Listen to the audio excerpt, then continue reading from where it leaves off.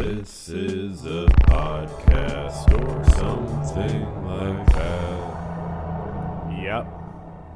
Yep. We're back. Episode 93 of the Verbal Journal podcast. Hi. And you know what else is high? The camera as it points at me while I stand. I had such a good feeling last week that I was going to get to keep sitting in the chair. I thought my supervisors here were happy with how I did. I even talked about it at the end of the episode, I think. I think I was like, hey, I think I did a good job. Apparently that wasn't enough advocating for myself, or I don't even know if there's anything I could have done. That's what my therapist says. My therapist works for the podcast studios as well. They sort of that's part of the healthcare here at the podcast studios is when you work for them, they give you all your healthcare. It's not like they pay for insurance. It's more like an NHS type of situation where they actually run the healthcare. So my therapist works for the podcast studios. My doctor, They like run a hospital. So if I have any emergency needs, I go to like a podcast affiliated hospital, which is kind of interesting.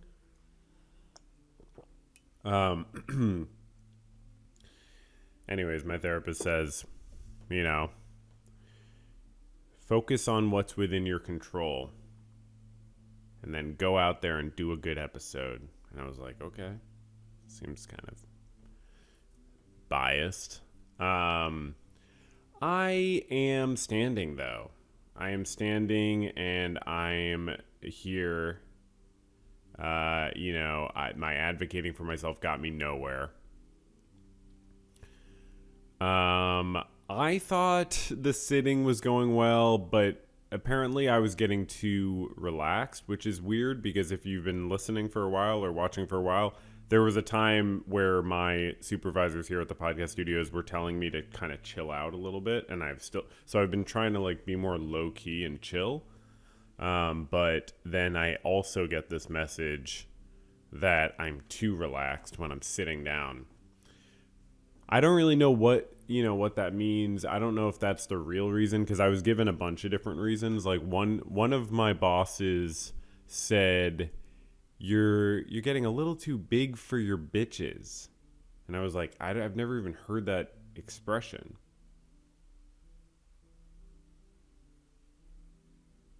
What? Oh. What are britches? Okay. I don't know. Apparently I got that one wrong.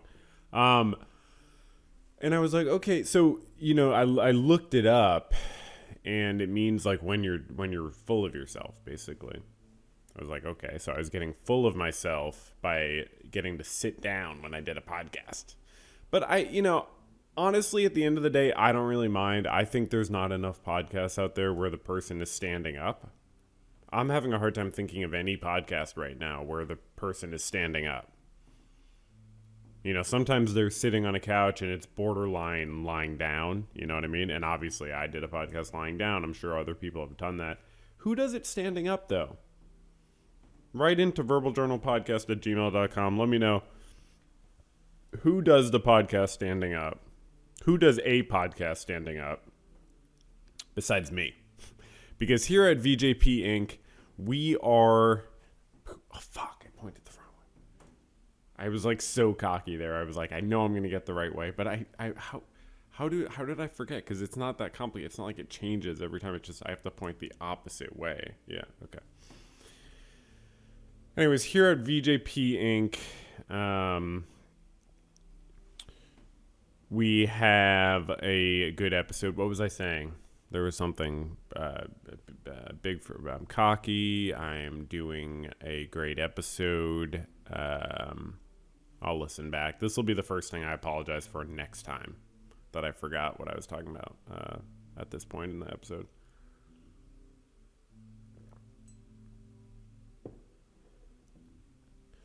I don't know if you can hear that, but my neighbor is playing music fairly loudly. So This might be a musical episode just sort of in the background where you get to hear that. We used to have the musical interlude. Now we don't have that anymore, but we might have it again. It depends. Oh, yeah. I was saying people writing in, right? Wasn't I saying that? Was that the thread I dropped? We're just going to power through, right? I don't need to go figure out what I just didn't. I do have to go figure out. Okay, one sec. Right. I went back and checked, and I was talking about, when I lost a thread, I was talking about how I am doing this podcast standing up, which would have been a safe guess because that's what I have been talking about for the whole episode so far. But yeah, I don't think other podcasts do that. I think that's kind of a new thing. Okay. And I'm doing it out of choice, actually. I just decided that I'm choosing. Because if you think about it, hold on. Wait a second. Okay, this is actually interesting. We're going to keep on going with the introduction in a second, but this is sort of what it's all about. I got to get the gears turning here at the VJ. Okay. My employer forces me to do something, right? They say, you need to do this. This is something we're forcing you to do. If you don't do this, then you no longer will be allowed to work here. So that is force. But if you think about it, this is actually kind of a crazy concept I just realized. Hypothetically, I could say, no, I'm going to actually get a job somewhere else.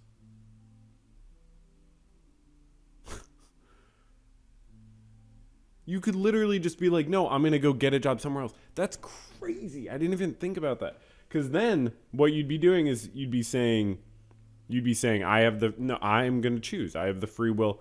I guess I just figured I would. I've just been sort of honored to work here this whole time. So I never even, it couldn't have crossed my mind. When I had my YouTube channel, like what, 2 years ago at this point?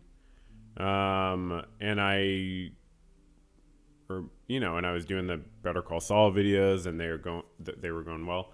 I was contacted by Verbal Journal Podcast Productions, their executive team. They call it their executive squad, but it's sort of, I try to not use that term. Because I'm older. I'm a lot older than some of them. Some of them are older than me, but I'm older than some of them. But they said, hey, we have this new venture we're launching, and we want you to be the talent and the face of it. And I was like, okay. Yes. Say no more.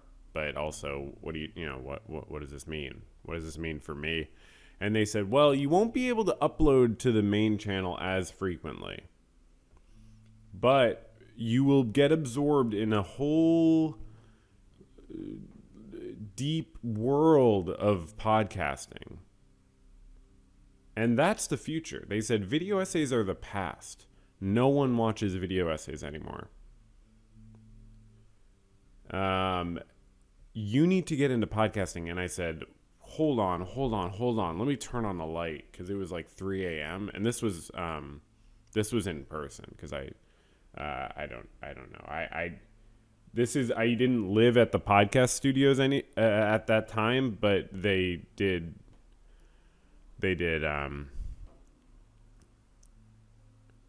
Okay, so they kidnapped me. I don't know the nice way to put that. I don't know if there's a politically correct term. So basically, I woke up and I was in where I am now, which is the podcast studios, because they had kidnapped me from my previous apartment. So they said, you're not going to be able to make main channel videos very often or much at all for a while, but you will be, launching your main thing. And I said, hold on, just give me one. You have to let me do a Breaking Bad video or else I think people will murder me. And they said, fine. And I'm like, okay. Speaking of which, I'm wearing a Better Call Saul sweatshirt because you know what? I'm not trying to do I'm not listening to my fashion person anymore. I'm just going back to what I usually wear. It's enough. It's enough. I gave you 2 episodes and I looked ridiculous. I hated how I looked on the last episode. And if you watch back, it's a public episode, so I don't know why that matters, because if you're watching this, you have access to all the episodes. But you could tell I'm overcompensating. Okay, you can watch and you can say, wow, he's clearly overcompensating. For how bad the outfit obviously is. I keep saying how good it is, and it's pretty obvious when you're watching back. He doesn't mean any of that. So I decided, enough's enough. I'm going to just wear what I want to wear. And if you're going to make me stand, I'm going to wear what I want to wear. And the fashion guy is just sitting there like, he's doing that thing I've said I hate how people do. They look at their fake watch and they have stolen valor for people who actually wear watches. And he's like, when can I get out of here type of thing. So anyways, let's go through that last episode because there were a few things I did need to comment on. Let's go through that. So we have some things here to look at. That's how I looked,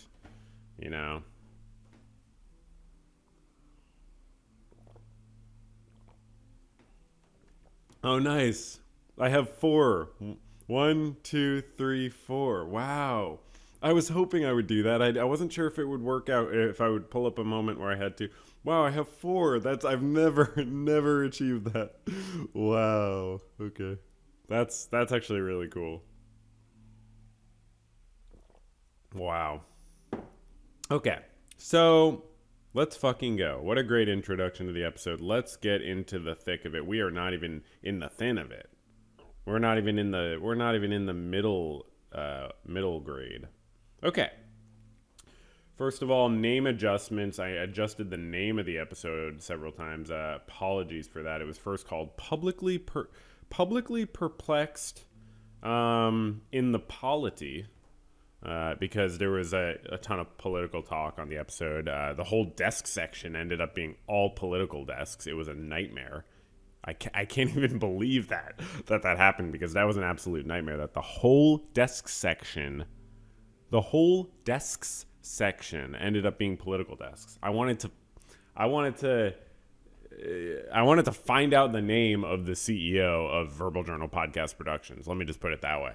And find out when their next investor meeting was. That's all I'm going to say, and that is an exaggeration for the purposes of comedic effect. So please, everyone, just calm down. Okay. Publicly Perplexed in the Polity was nixed. The marketing team was extremely mad. Tom, the marketing department, I'm sorry, he's just one guy. He was like, if you leave polity in the name of an episode, a word that no one uses, I am going to quit. And I was like, great, I hate you. You know what I mean? We've had a completely combative relationship, as I have with many of my coworkers here. There was one guy I used to get along with, but he's not here anymore. Tom is well, we didn't always get along. Anyways, Tom and so I don't care whether he leaves, but my supervisors do, and they were like, we can't lose Tom. Tom's actually helped us get some views. I'll talk more about that in a second. So I took polity out of the name, then I just called it Publicly Perplexed, and I thought that was good too, because you want a short name. And I'd like to stop putting public in the public episode names, but it does kind of make sense. It kind of helps people understand, wait, what the heck? Okay. Next up, there was a mistake at one point. Let me pull this up. I don't have the... 0.7. Okay, I did say in this episode that the previous public episode had gotten 300 views, but it was actually 200. So sorry about that. You know what I'm saying? And what else?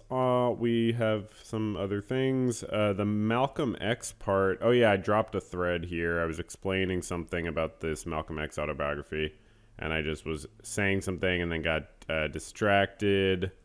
And while he's in prison, he's... Oh yeah, I think it's coming up. It's when I laugh a lot, but then I don't explain the thing I was laughing about. Oh yeah, not yet. Anyways, I was saying that something from the book was really funny, regarding getting married, the part that made me laugh out loud, like the way he describes meeting his wife, who's in the Nation of Islam, is like basically he just like did not pay attention to women at all, and like probably had some. He seems to have had some negative views about women. Oh, sorry, my point about going to Mecca was Yeah. Okay. So I had I had to pick up a previous thread that I had dropped, but what I was explaining there that was really funny and like made me laugh out loud, like really loud while I was reading the book, was Malcolm X is talking about how he didn't pay attention to women because he was just like laser focused on growing this ministry. He was a minister and like a head minister in the Nation of Islam, this organization that was spreading this particular brand of Americanized or Islam that is also like completely focused on black liberation and the liberation of African Americans, and like a global perspective on African subjugation by white people of different in different situations. And anyway, so it's an interesting like organization with that's had a really interesting history, and Malcolm X gets involved in it and gets like completely absorbed in it while he's in prison, and then in leaving prison, and so he just like doesn't pay attention to women at all, and then like he's known for that in the organization, and then like he just has these interactions with this woman in the organization, like very tangential. Like he describes these interactions where they were together, they would like interact as you would with like a work acquaintance that you like just know is there, but you're like they were both conscious of each other but not having a ton of communication. And then he describes just calling her up and proposing to her, or like saying, hey, do you want to get married, basically. And then her being like, oh my God, like, yes. And he writes, she pretended to be shocked. He's like, I just know she was pretending, because women know. They always know. And you're reading that and you're like, dude, you just completely out of the blue asked her to marry you. Like his certainty that she knew and that she was just like pretending.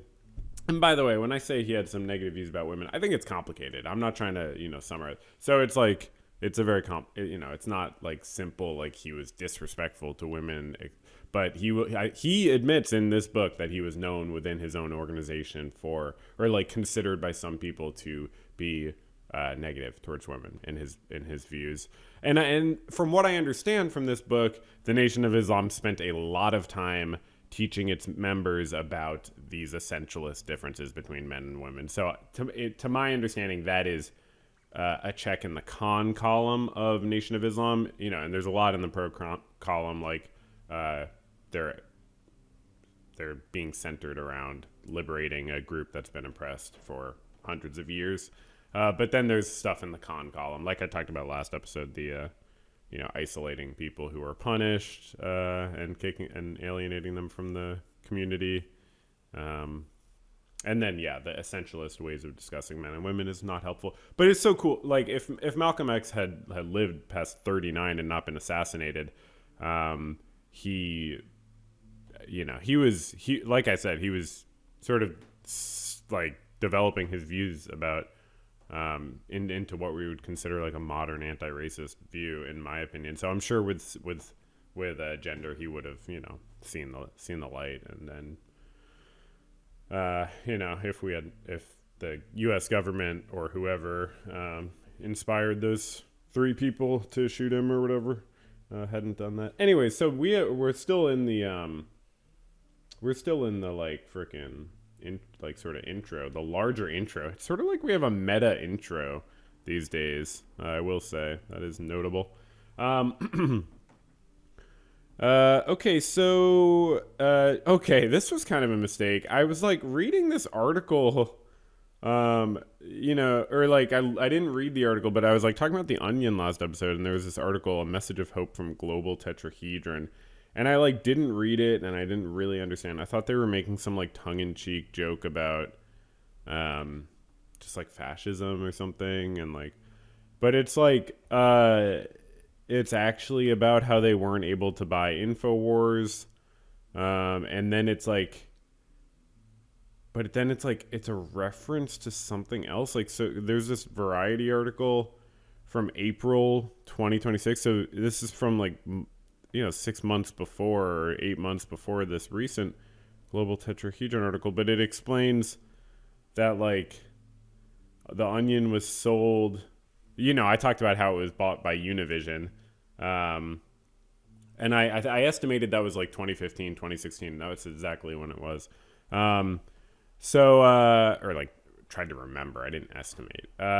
So the Onion was sold, other times, and then they were sold to this guy who has like his company was called Global Tetrahedron, and it was based on a fake entity invented by the satire site. So this article is referencing the fact that they were bought by a company actually called Global Tetrahedron, which was itself referencing the fact that they had mentioned that in an article.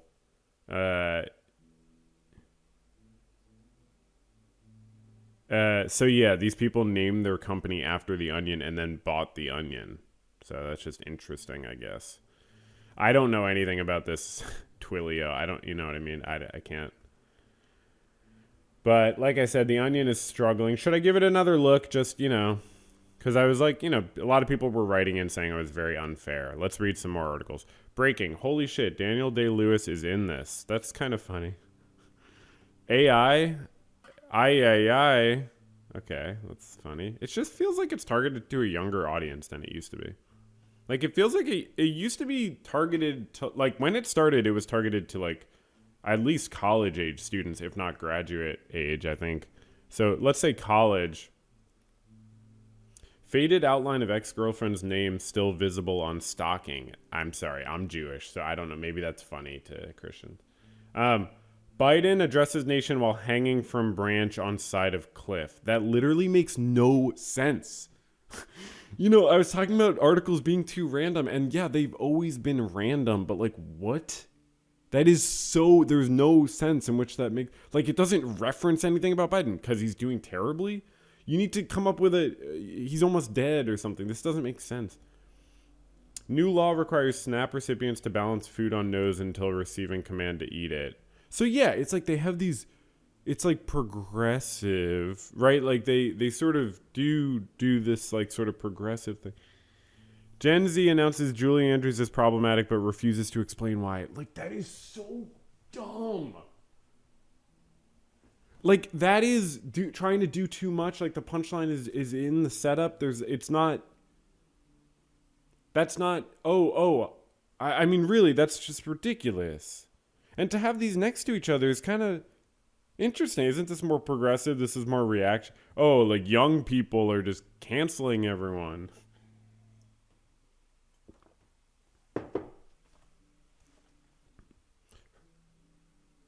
First Neuralink implant recipient successfully performs depraved sexual acts on Elon Musk. That is like a good premise. Something's not worded correctly about it, but that's funny. Experts recommend putting injured person in some sort of cylindrical tank filled with fluid. That's funny. NFL referees share new penalty tip line number. Okay, that one's good. That one's really good. Because it like hits, the punchline hits right at the end. Unrealistic NFL commercial depicts Panthers fan watching game with friends. Okay. That's great, I guess. Anyways, so that's the lowdown with the global tetrahedron thing. Abby Bloop. Okay. Oh, this is not a big deal. We don't have to correct this one. But I mean, I'll do it if you wrote it down. I don't want to make you feel like you wasted your time writing it down, but politics desk for some reason. Topless women protesting the Ukraine war are detained for vandalizing sculpture near U.S. buildings. Yeah, it's UN building. I said U.S. I said UN like, several times soon after, so we don't need to really make a big deal out of that one. Okay, last thing, when I talked about the recent event where a CEO of a company had his life ended by the violent action of a lone individual, as far as it appears currently. Trying to find a non-moderatable way to talk about that. With the word I'm about to say. I guess I was flippant about calling it terrorism. At some point, I say, okay, it's terrorism when I'm talking about it.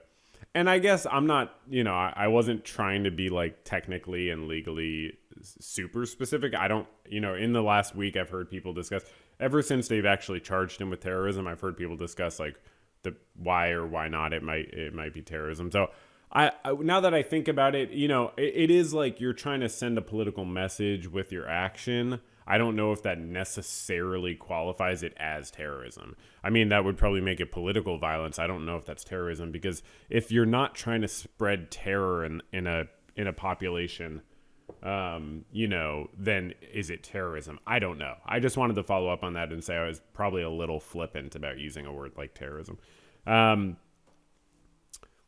But we will see, because the court will decide. And who knows? What if they overload the charges and that makes it kind of complicated to actually get a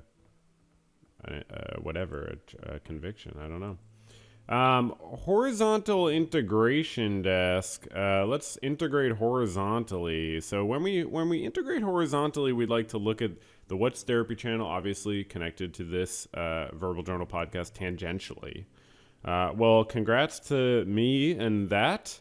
We got 5 million views on the I Watched Breaking Bad After Better Call Saul video. So if you don't know about that, I made a video about the show Breaking Bad, where I talk about it for 2 hours and 43 minutes. So people like that, because then they, don't have to think about anything for 2 hours and 43 minutes. That's why I watch YouTube videos or listen to them, because then you don't have to think about anything for that whole time. It's that's awesome. That's what entertainment is all about. That's what we're all about here at the VJP. Honestly, I just do the VJP for myself. I don't care how much I get paid. There was a lot of talk about that last episode. I don't care about how much I get paid for this. I don't care about how many viewers I get. This is for the therapy of me. And as I've talked about in the past, I encourage you listeners and viewers, create your own verbal journal. Call it something slightly different, but sort of referential.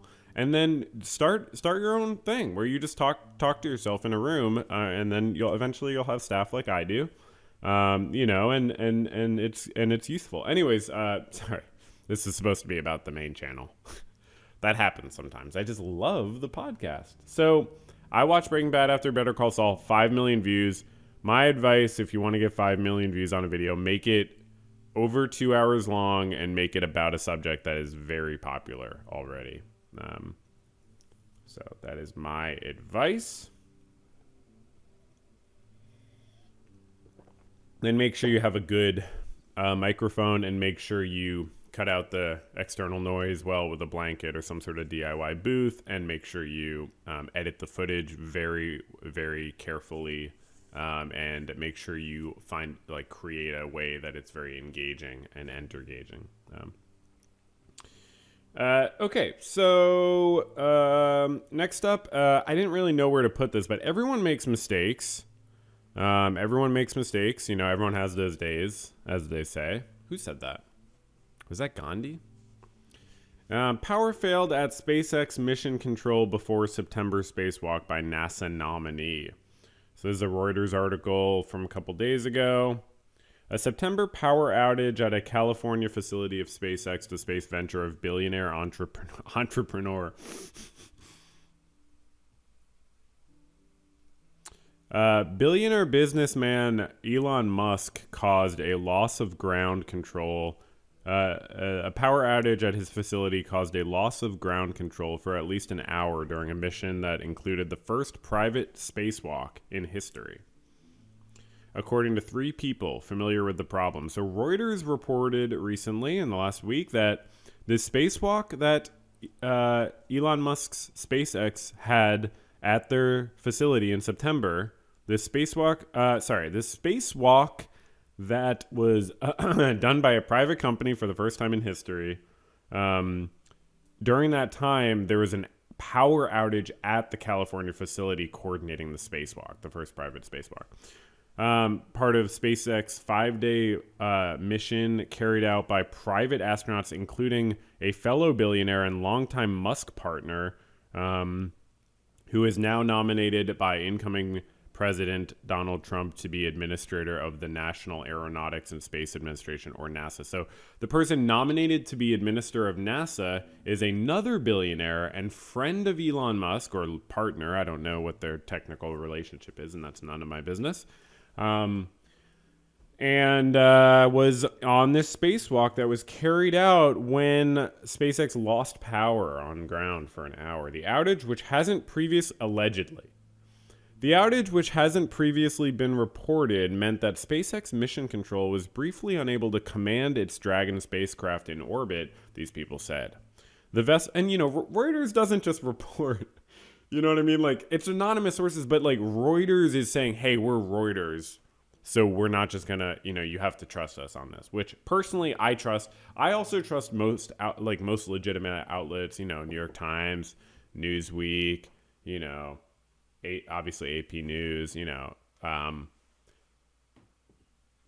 I wouldn't trust just like a YouTuber or like a, TikToker just saying like, I heard this or someone told me this, because they don't have the built up credibility and like, yeah.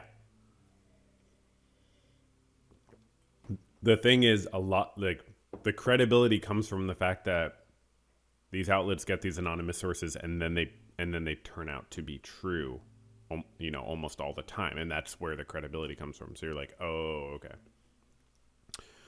The vessel, it meant that they couldn't communicate. Wow, or command the spacecraft. They couldn't command the spacecraft briefly. The vessel, which carried the billionaire and 3 other astronauts, remained safe during the outage and maintained some communication with the ground through the company's Starlink satellite network.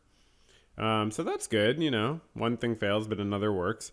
Not having command and control is a big deal. One of the people familiar with the problem told Reuters the whole point of having mission operators on the ground is to have the ability to quickly respond if something happens.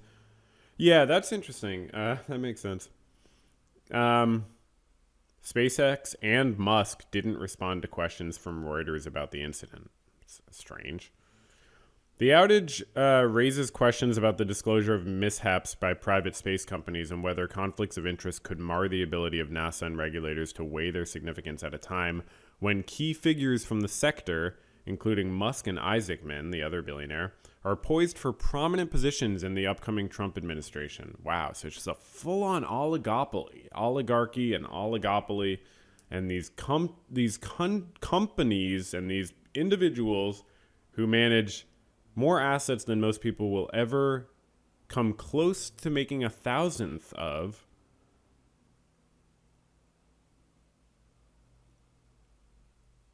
These extremely fabulously wealthy people who work in that industry, and don't just work in that industry, manage enormous amounts of assets in that industry, are in charge. And it's what obviously Trump did in 2016. It's what, a lot of presidents do, but he does it so nakedly.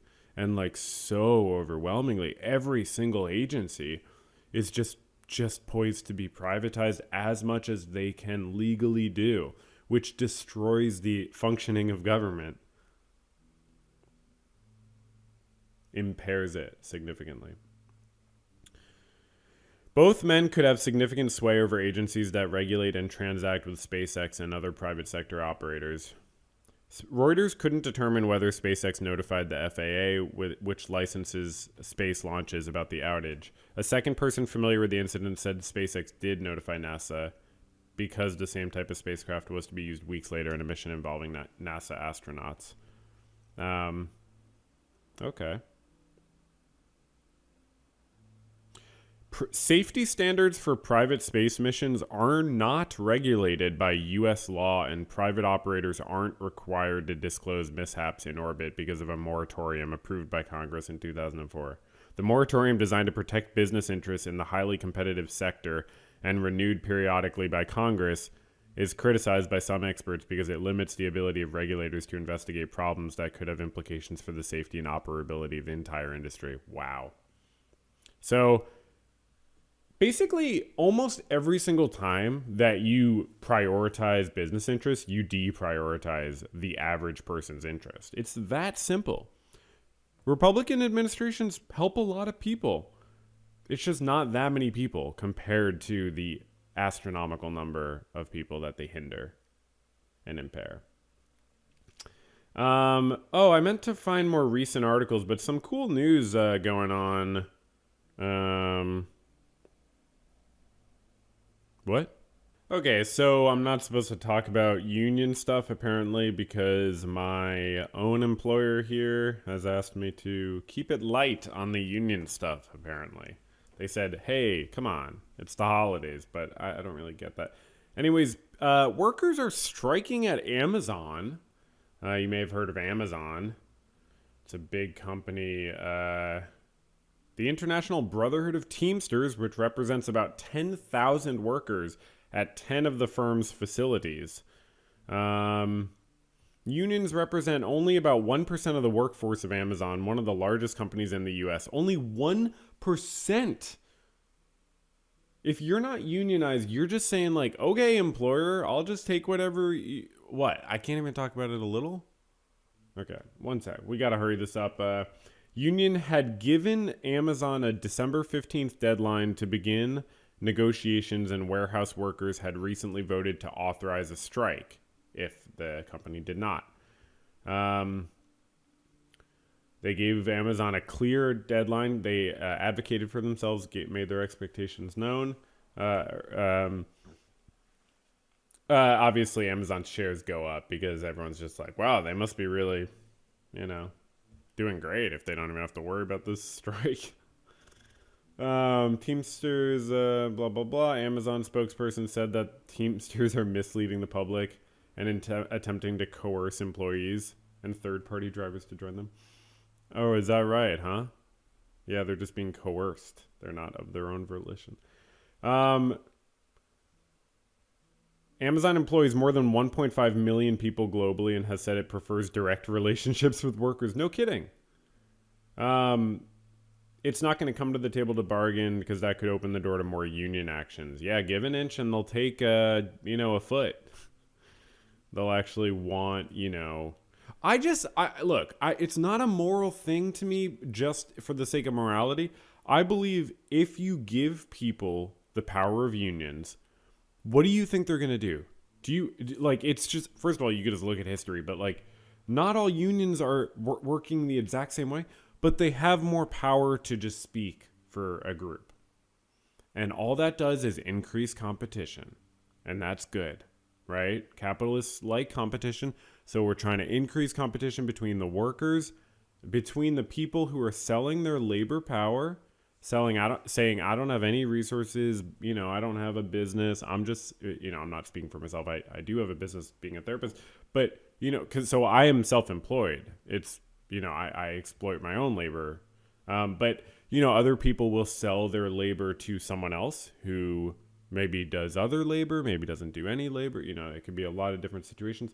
But if all you're selling is your labor, you need more people to advocate with, or else you are too replaceable on your own. So it's just increasing the competition for the group to be able to say, hey, we don't like X, Y, and Z. We think it's a fair ask. What do you think? The company has responded to recent organization efforts with legal challenges. I'm finishing up. You know what I mean?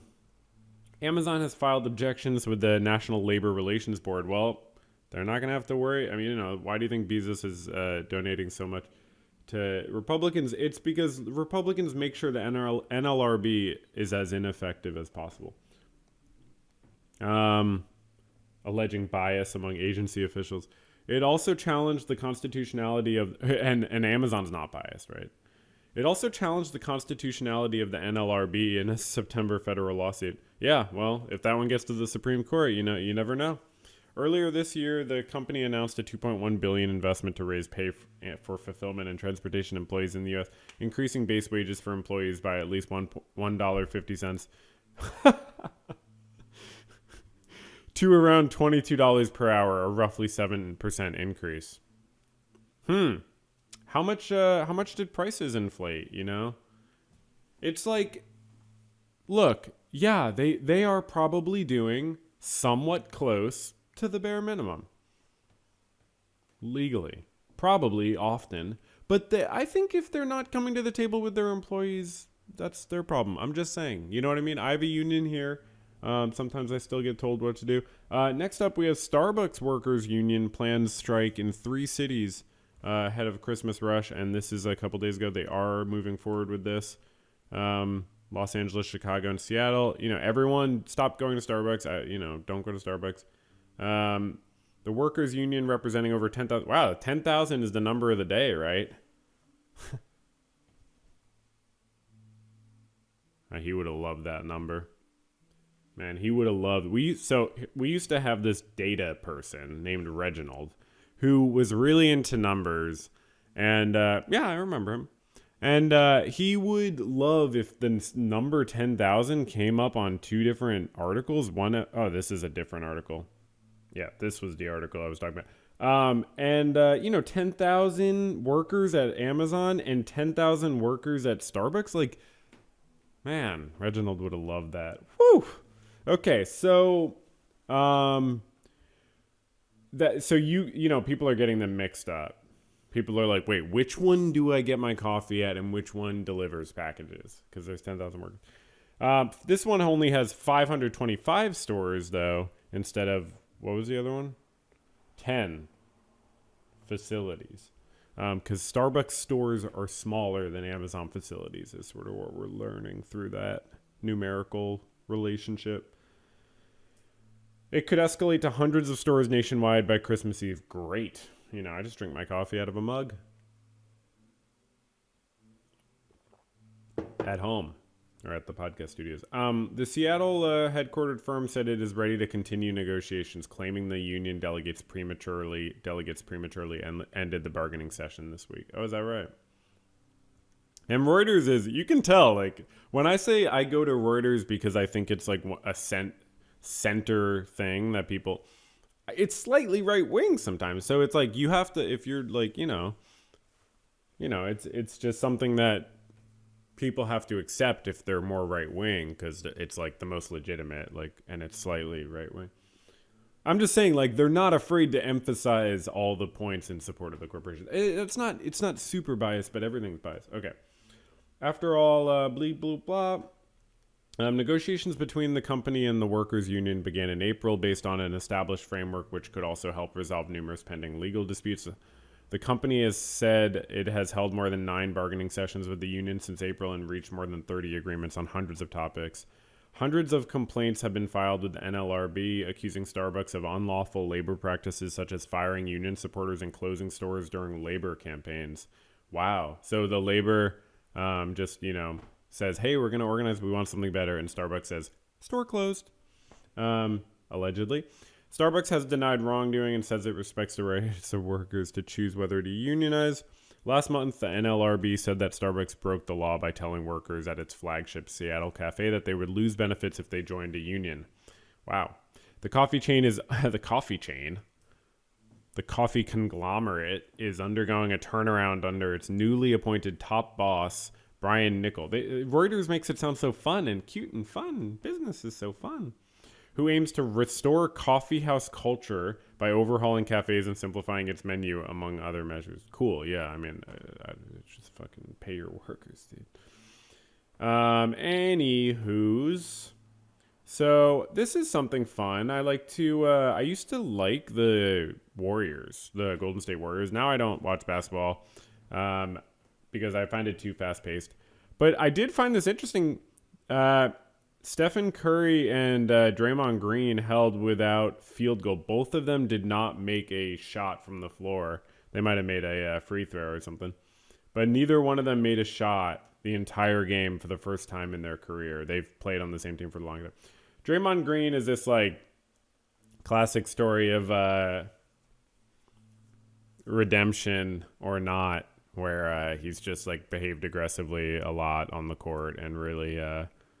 He even punched his own teammate like last year or the year before. I forget when that was, Jordan Poole, who left the Warriors at the end of that season, I think.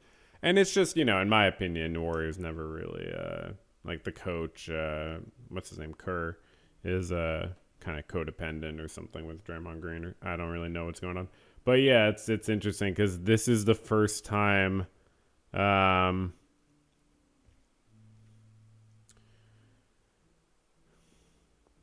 they lost by a lot. They lost by 50 points, which is unbelievable. And yeah, it's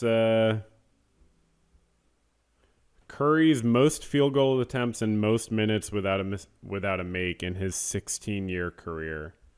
They must have taken him out or something. So he only played 24 minutes. Wow.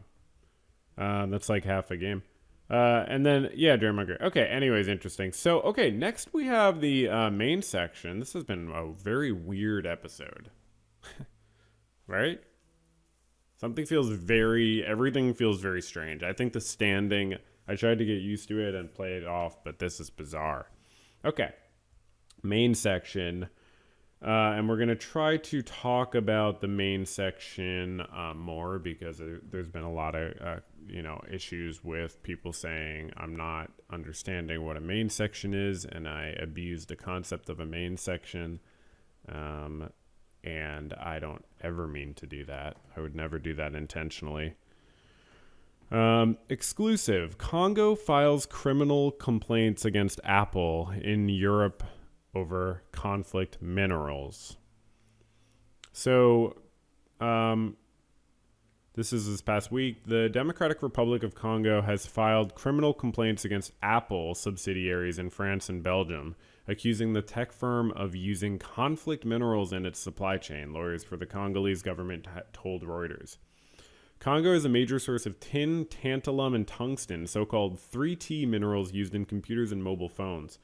But some artisanal mines, I don't know what artisanal means in that sense, are run by armed groups involved in massacres of civilians, mass rapes, looting, and other crimes, according to UN experts and human rights groups. So Apple does not directly source primary minerals and says it audits suppliers, publishes findings. So basically, Apple uses this... because these findings have found that these 3T minerals are often coming from places, places within the DRC where like armed groups that engage in like human rights abuses are involved.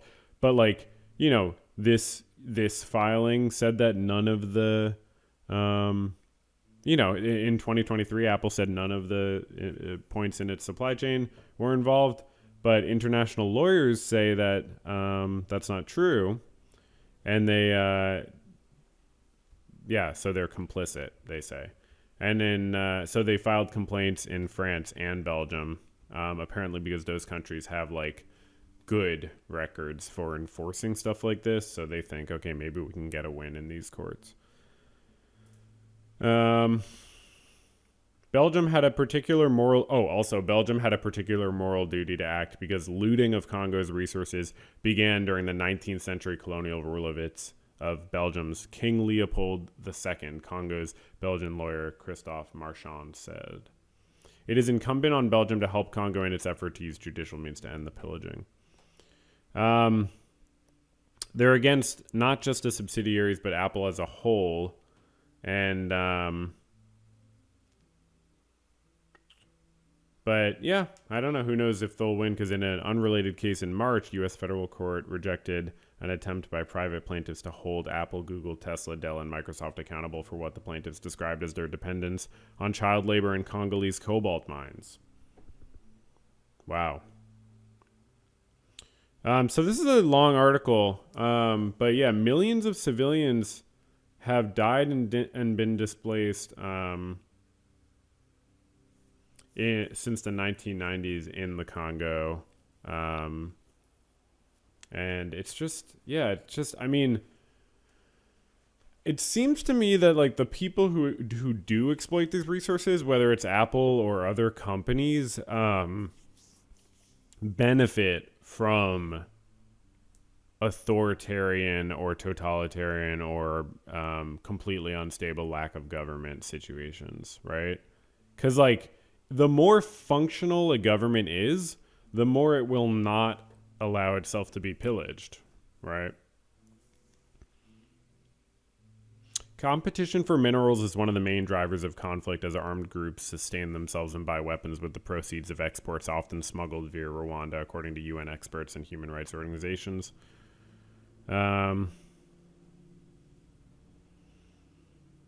Okay, Congo's complaints focus on a metals industry funded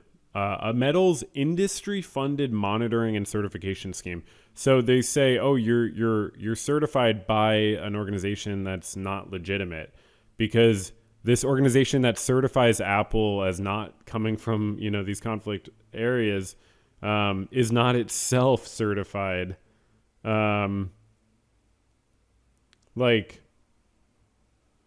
it's been discredited. The ITSCI has been discredited by the Responsible Minerals Initiative. So their credentialing service has been discredited.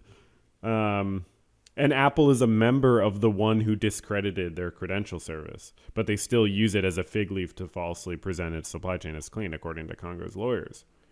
So, yeah, they removed ITSCI from its list of approved traceability schemes. They say you don't even know shit about traceability.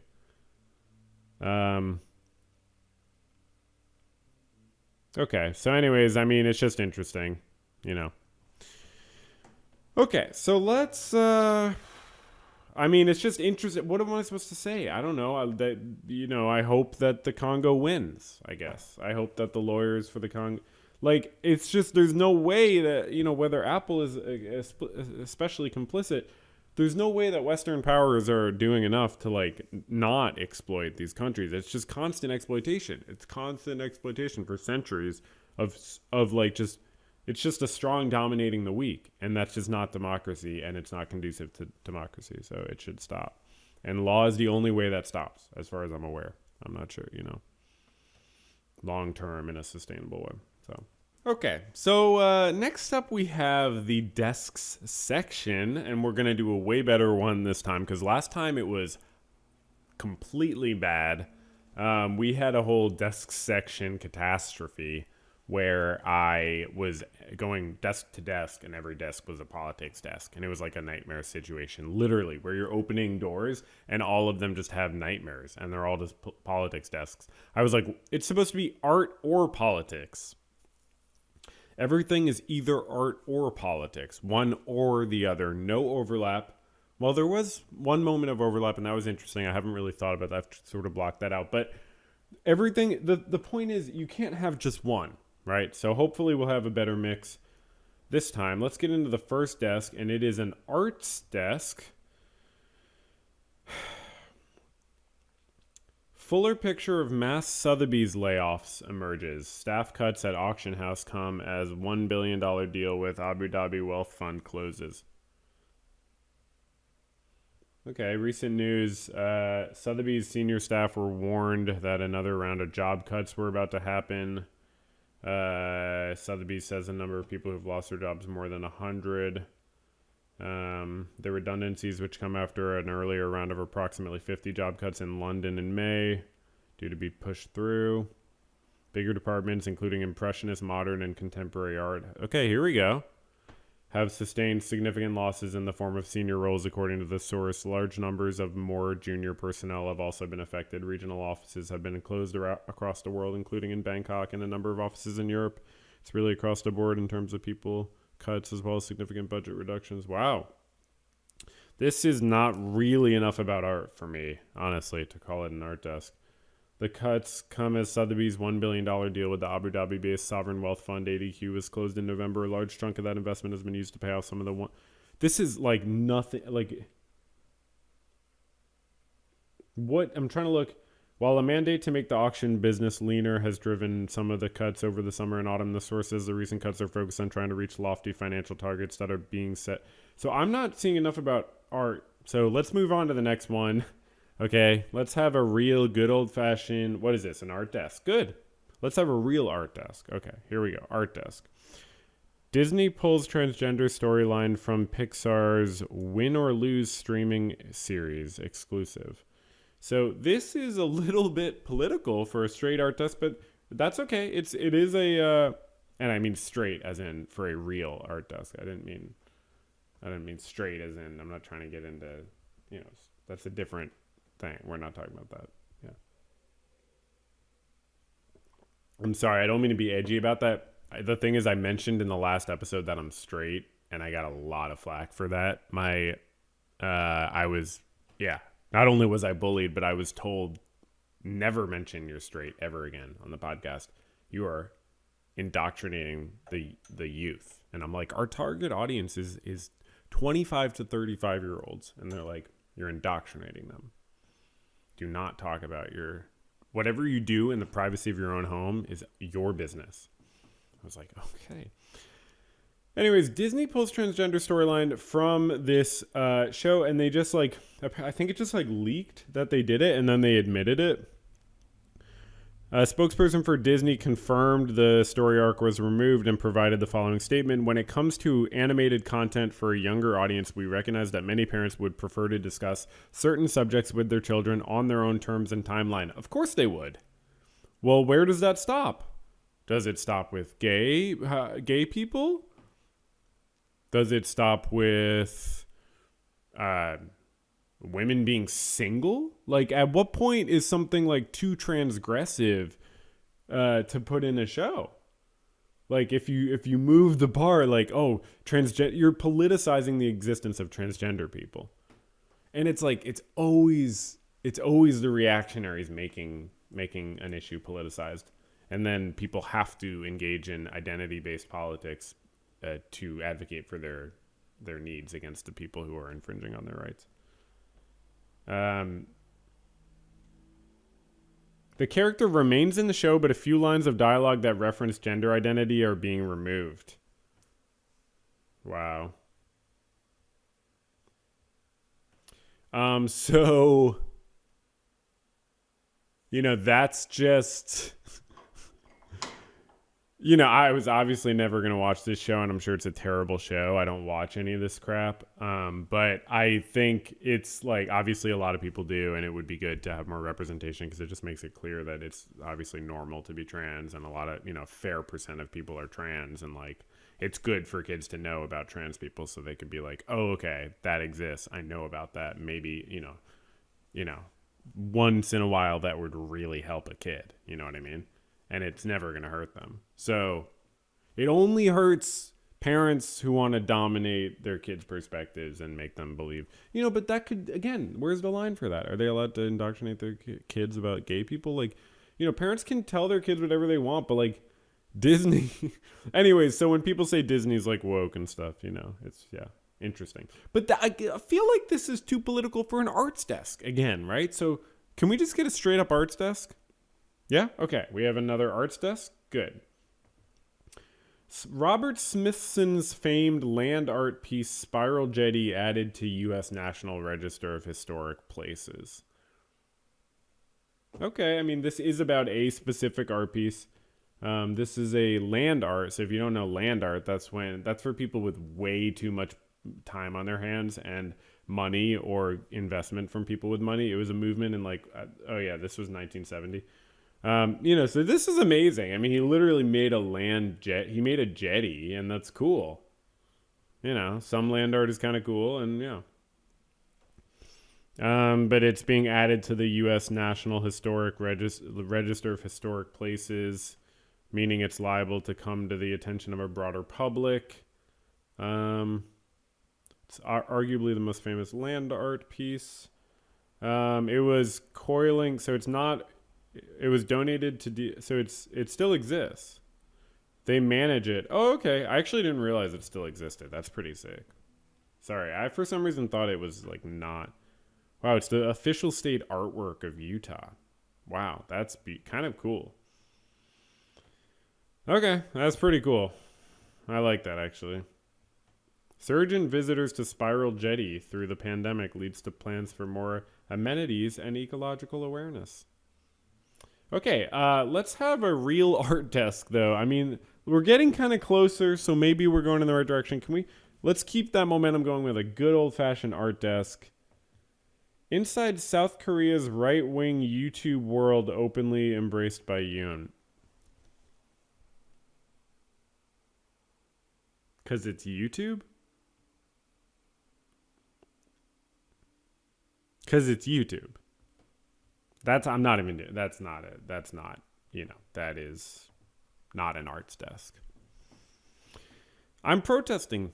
I'm not doing it. That's not an arts desk. So let's, just say, let's be grateful in this holiday season where we're all celebrating Hanukkah. And what is the other one? What is the other one that happens right around Hanukkah? Oh my God. Holiday around Hanukkah.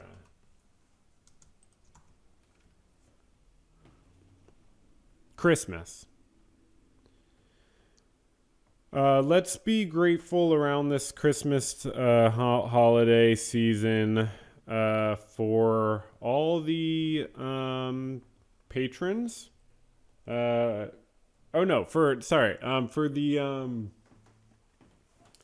For the fact that I did a good episode. What was I gonna say? Be grateful for whatever you want, I guess. Just be great, be happy and free, and be true to who you are, and have a good, holiday with your family and friends, or alone, or just chilling, or whatever you're up to. I'll see you next Sunday. I'm gonna thank the members and so on, and I'm gonna thank all of you. But first, I'll check the mailbag. So if you want, write into the mailbag at verbaljournalpodcast@gmail.com. And we get a lot of mail. Ooh, we got someone wrote in. So message in from Matthew. Thank you for writing into the Verbal Journal podcast. And subject line fan mail. Oh, that's interesting.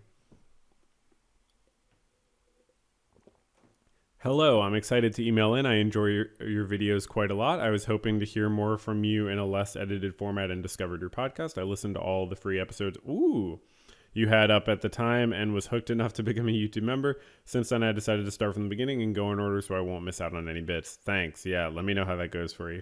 I'm on episode 18. I loved the recent pod travaganza. Thank you. Yeah, I wonder how that was in retrospect. Sometimes I go back and listen to stuff. You had asked at the start of the episode if anyone is watching back, so I thought I'd email in and say hello. Wow, that's really cool. I have some, future past connections here. I wonder if you get a lot of emails in the present. Oh, so many. So many. This is one of, we'll just read this one, but there are so many today. Hope you do. Well, honestly, I don't, I'm cool either way. People, it's like every few weeks someone emails in, but it's kind of, the podcast always is morphing in its form, and it doesn't bother me at all. If anything, yeah, it's fine. But thank you for your kind words about, and I'm so glad you enjoy all this stuff. I have fun with it, and I just try to have a good time. I just wanted to let you know I enjoy your content a lot and appreciate everything you do. Have a great day. Thanks so much. I will try to do more. And like I have mentioned on recent episodes, I'm definitely working on, this is the script that for my next video. It's very long. I'm just doing a final edit, and then I'll probably record it in the next month or so. So yeah, that will be interesting. But yeah, thanks for listening. And I'm glad you like the, more laid back format. And, that's, this is all scripted, the podcast, but I sort of pretend it's not, so I could understand how you would like that. Okay. Thank you. I'll thank the YouTube members first. Let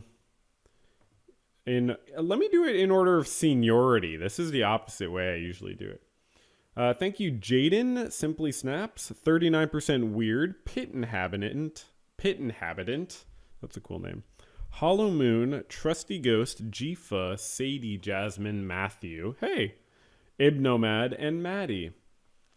And thank you to the, let me do seniority on Patreon as well. Wow.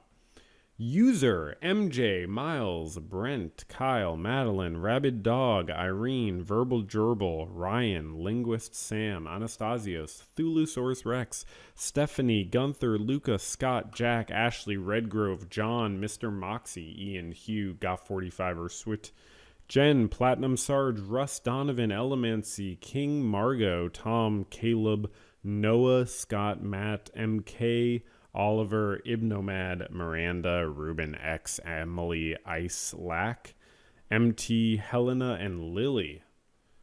And hope you're all having a great time. Thank you for giving me a little money every month. It helps me to buy things like food and other energy restoring products.